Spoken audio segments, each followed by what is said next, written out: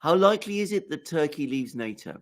Seems like Erdogan is able to leverage a lot of power in being able to grab the wheel of the Western clown car away from its clueless drivers from time to time. Well, I think until fairly recently, the Turkish calculation is why would we want to leave NATO? We get the best of all worlds.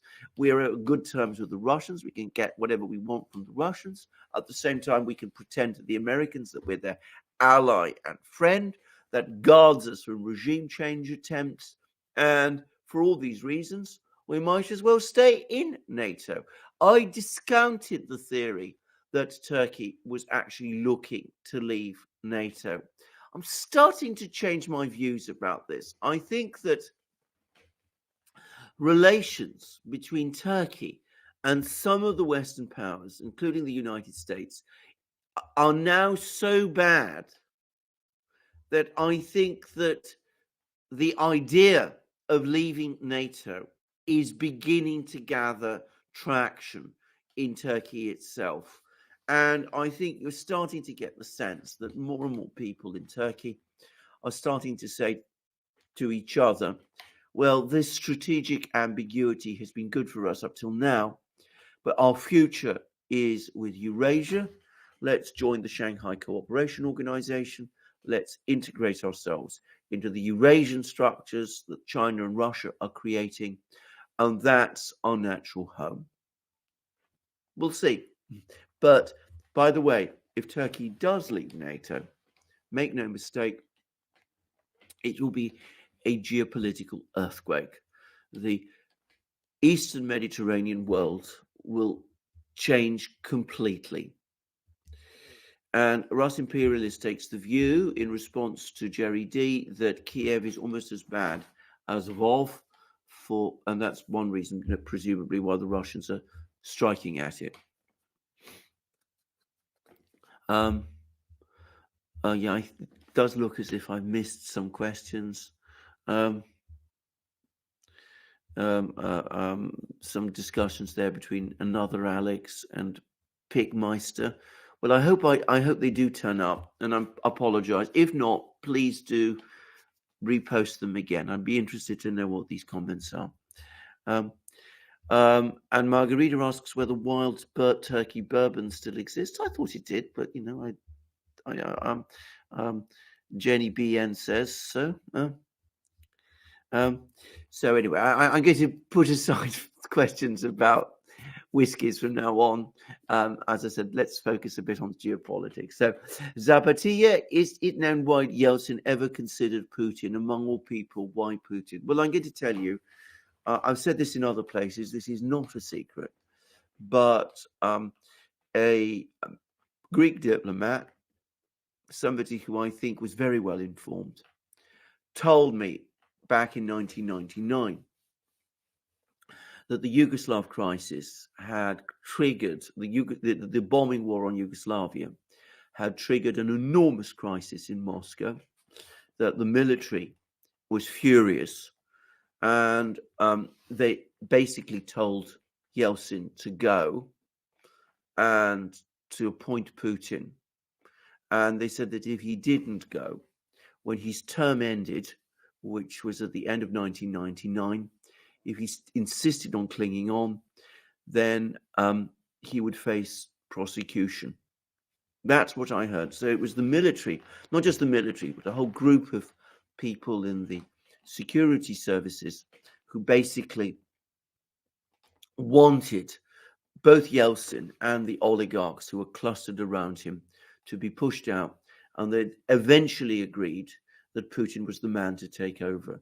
Putin himself, by the way, was apparently extremely nervous when Yeltsin first told him that he should become prime minister. He refused. And apparently Putin was afraid that he might be arrested himself. So that gives you an idea of how tense the situation in Moscow was at that time.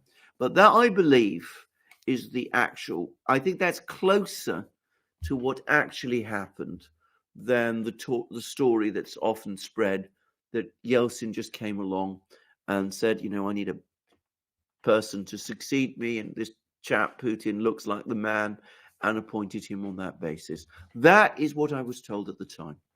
So TSHM 60, I believe the tell all about the rot the G7 is, their deafening silence about who's guilty for the sabotage of Nord Stream 1 and 2. It's on. I don't have any doubt about the fact that it was the US at some level.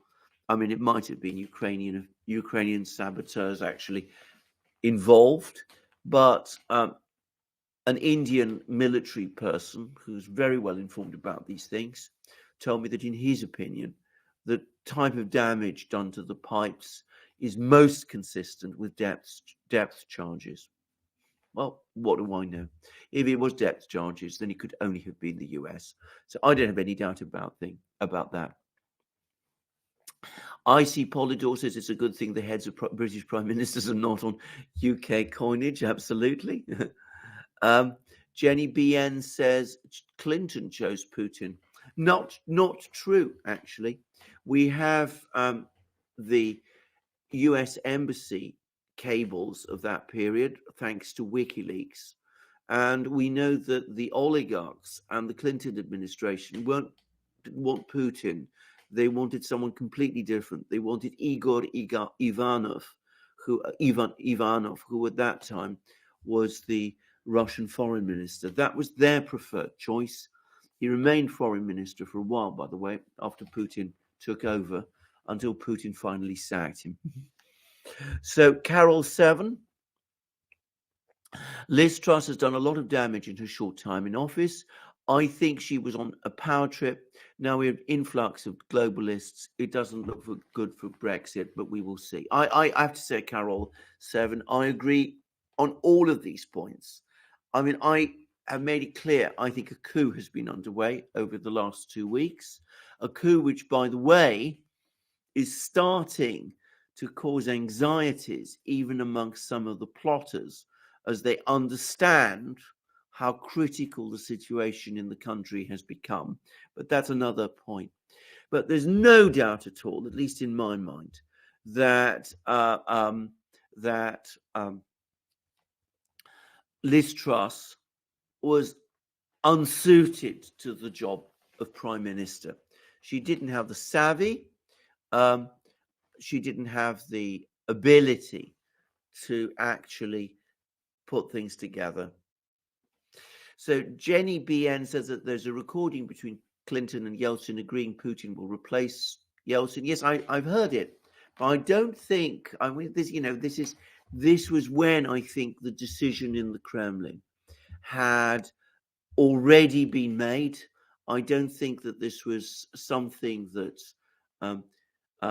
Clint came from Clinton's side. So I think, as I said, that it was a more complex event that we even know. One day, future times will learn the history.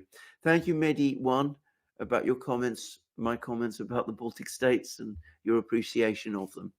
So, Jeff Rich, do I think there will be a political crisis in the USA after the midterms, especially as the war turns against NATO? If so, does a double-headed crisis in the Anglo-American world create an opportunity for Europe to choose a different path? I think there will be a crisis in the United States. I think that crisis we're already seeing the early stages of it. And of course, remember, I mean, US may be in a somewhat better position than Europe is economically, but I don't think that things will go on being better for very much longer, because I think the situation in the United States is also pretty bad economically. It just looks less bad compared to what's going on in Europe. Now, coming to your main point, a double-headed crisis in the Anglo-American world ought, in theory, to provide a different path from Europe. The problem is, I don't think the European leaders want to take it. Remember, when Donald Trump became president, and he seemed to want to dial down the relationship with Europe, it was the Europeans themselves who were upset. They wanted to cling on to this situation where America was this hegemonic state, because the European political class are entirely tied into this, either because they share the neocon sentiments of the neocons in Washington, and there are some who do, or because they're globalists, and of course their entire project depends ultimately on the United States. And Russ Imperialist on Putin's appointment says there was a whole lot of lobbying in the top brass. My feeling is that Putin was prepared by Primakov and his group. Have no evidence, though. Well, Russ Imperialist, I hope you've heard what I've said. May I emphasize, this was a conversation that I had with a Greek diplomat at the time as these events were taking place. In fact, more than one conversation. So, and this was someone who impressed me as being extremely well informed. I don't think that it was just, as I said, Putin making a decision, talking it over with Clinton, and imposing it on everyone else. Sharon Quidney says that if there's another rigged election in the United States, that might trigger a political crisis, but the US is mostly complacent. I think it's a complacency that's only under the surface. I think that we will probably see a major swing to the Republicans in the midterms, and then we will see a lot more happen, especially as the economic situation starts to deteriorate. Another Alex says, and Martin Armstrong has provided a compelling backstory on how Putin was chosen by Yeltsin. Armstrong has a new book about to be released titled The Plot to Seize Russia. Interesting. Okay, I'll look it up. I mean, it's one of those books which I think it's a topic that, as I said, I've heard lots of people say there is a mystery about Putin's emergence, which has never been fully resolved. I mean, he literally came out of nowhere and then dominated Russian politics in ways that nobody imagined when he first appeared. So clearly there's some sort of story, and no doubt we'll soon find out what it is. So, Asmarie, could it be now that Russia needs the money for the military operation, they still don't mind trading with the EU, but as soon as the fighting is over, they will abruptly cut off everything to the EU, energy, metals, food, fertilizer, uranium, wood, etc., in order to crash what's left from their economies? Possibly. I know the Russians are running out of money, by the way. On the contrary, their finances look to be in extremely robust conditions. And I think that this idea that Russia is dependent on gas and oil sales to Europe in order to keep things going in Russia, including the military operation, is completely wrong. It's all based upon a misunderstanding of the Russian economy, something I've been talking about for years. But will they switch everything off when things finally change, when the war is won? I wouldn't be surprised. I think they continue trade to the extent that they do, less because they need the money and more because it gives them some residual leverage over some European leaders, countries like Hungary, for example. Ryan Lettonen, did I miss something? Did Putin announce martial law, and what does that mean? He did announce martial law, but not across the whole of Russia, only in those regions that Russia has now taken over. And I believe there's also some restrictions now in places like Belgorod and Crimea. And the head of the Donetsk government, Denis Pushilin, has pointed out that in Donetsk region, and indeed in Donbass, the announcement of martial law actually changes nothing, because martial law has existed in these places ever since 2014 because of the ongoing conflict there. So it's a martial law announcement covering a limited number of places close to the battle lines, not across the entirety of Russia. And in my opinion, I've discussed this in a recent video I've just done for my own channel, I think it's intended principally to tighten the Kremlin's control on policy and decision making over these regions now that they've just been absorbed into Russia. And Sharon Quidney, about a crisis in the United States, says that Americans are mostly far too busy watching Netflix and the NFL to get too excited about politics. That's true when things are either good or not too bad. They become critical, as they are in Britain, then that might change. So Paul 88 says, I think it was Brezhnev, not sure about the spelling, a rising oligarch, or I should say one of the powerful oligarchs, who thought Putin would be easy to control. Thank God he was wrong. You mean Berezovsky, because Berezovsky has at various times claimed that he was instrumental in getting Putin appointed. And he was, of course, one of the key oligarchs at the time.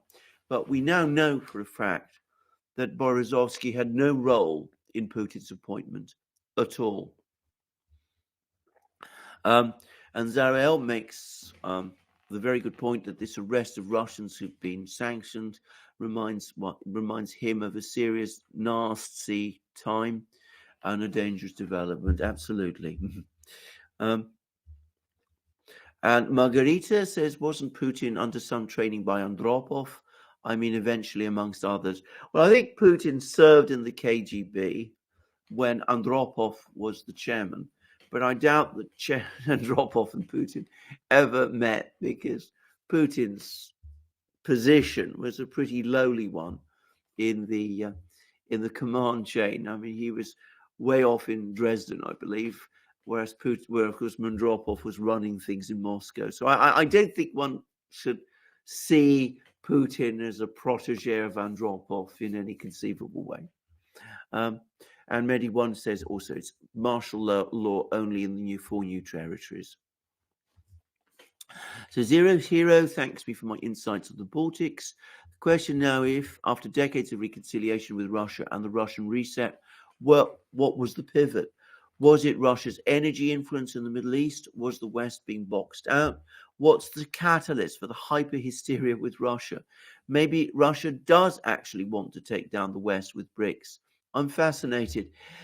00, you're asking huge numbers of very big questions. I think when the Soviet Union collapsed, people in Russia said to themselves, we've had this period of the Cold War. We've changed our system because it no longer suited us. And given that this was supposed to be a battle over systems, let's see now whether we can be friends with the West. This adversarial relationship that has existed for so long no longer makes any kind of sense. And I think that was the general sentiment in Russia, not just amongst the political elite there, but amongst many ordinary Russian people. Problem was, West didn't see it like that. The West saw Soviet Union, Russia defeated, the West victorious in the Cold War, and they thought they could dictate to Russia. They thought they could control Russian politics. They thought they could reform Russia in their interests.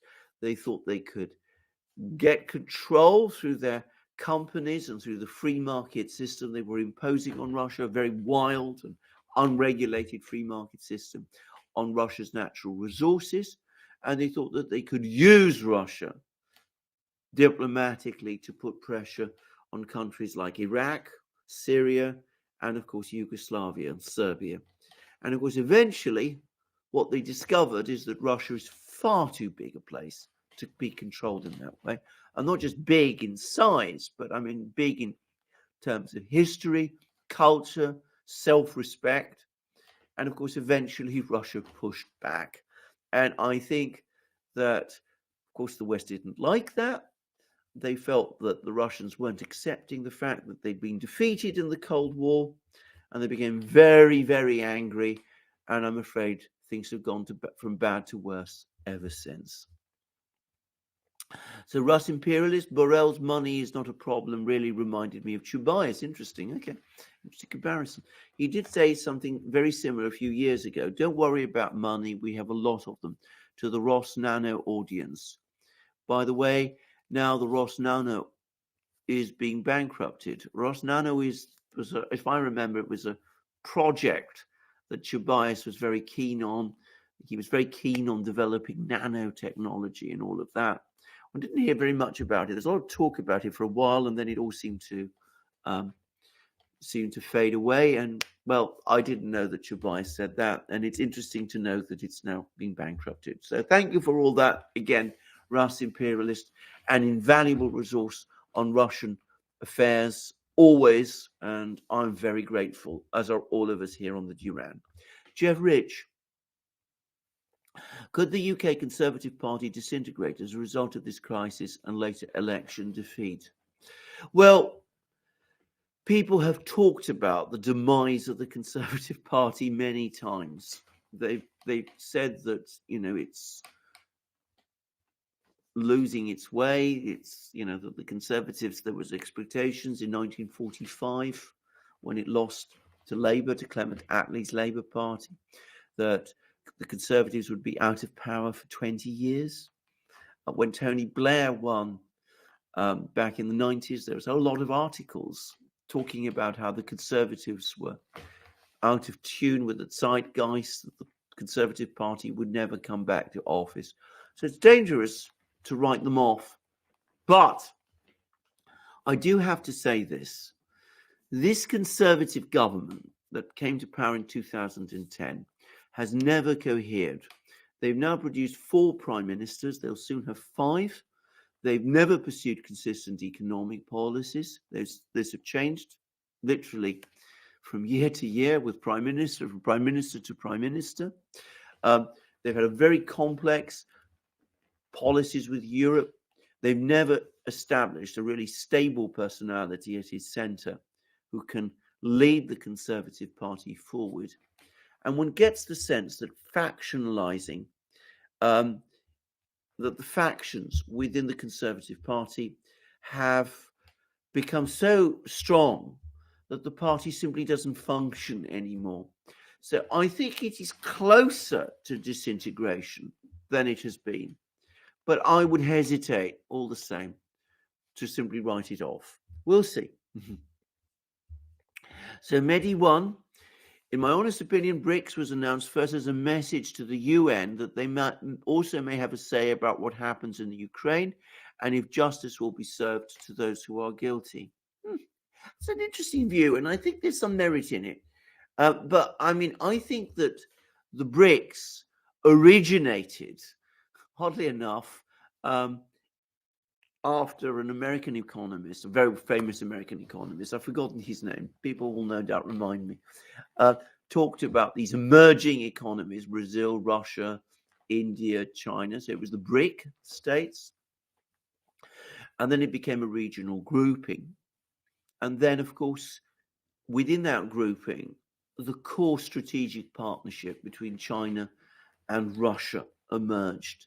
And this was what gave the BRICS its hard spine.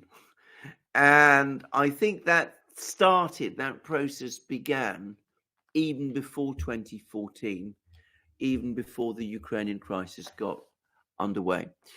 So Hector Shire Wolves, as you stated, the Roman Empire collapsed. It wasn't defeated. What are the odds it will be reconstituted? I would have said none. I mean, I can't imagine anybody today has any real plan to reconstitute the Roman Empire.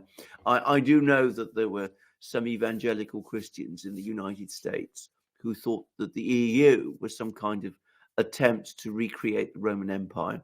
I don't really think that. I don't think that's what the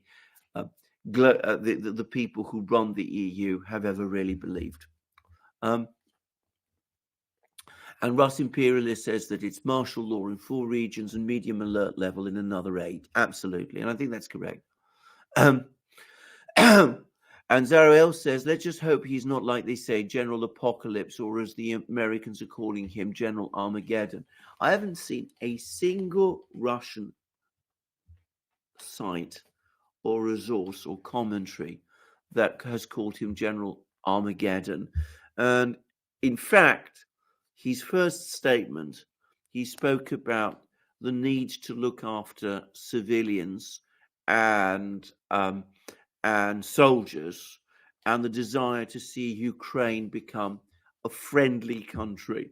Now, that is not what General Armageddon you'd expect to say. So I think that this is not something I take at all seriously, to be honest.